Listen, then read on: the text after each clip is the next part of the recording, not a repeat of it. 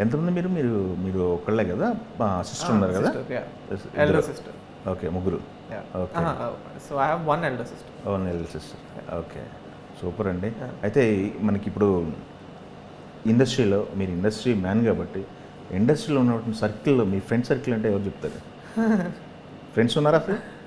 నాకు actually reserved పర్సనా? నాకు actually జనరల్గా ఫ్రెండ్స్ చాలా తక్కువ. స్కూల్లో ఉన్నప్పుడు ఐ యూస్ టు హ్యావ్ అంటే ఒక ఫ్రెండ్ గ్రూప్ లాగా ఉండేవాళ్ళు.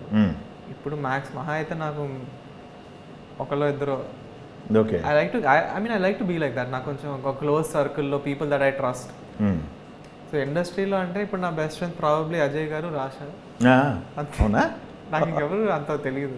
ఓకే సూపర్ అండి.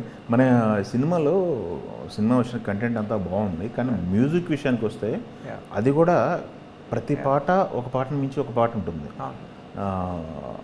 మ్యూజిక్ సంబంధించి ఎలాంటి అవుట్పుట్ వచ్చింది అనుకుంటారో మీరు సాటిస్ఫై? ఎందుకంటే ఒక పాట హిట్ అయితే సినిమాకి ఆడియన్స్ పట్టుకొస్తుంది ఆ సాంగ్. మ్యూజిక్ గురించి చెప్పమంటే ఏం చెప్తారు మీరు? సో జీవి ప్రకాష్ గారు అండి, ఆబ్వియస్లీ మళ్ళీ మొన్న నేషనల్ అవార్డ్, మళ్ళీ సెకండ్ నేషనల్ అవార్డ్ వచ్చింది. సో హీఈస్ అన్ అమేజింగ్ ఇంకా మ్యూజిషియన్.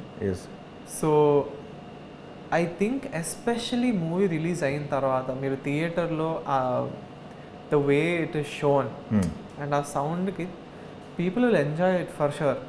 అండ్ నాకైతే 6 పాటలు సినిమాలో 6 పాటలు ఆర్ లైక్ నాకైతే I really like them. Okay.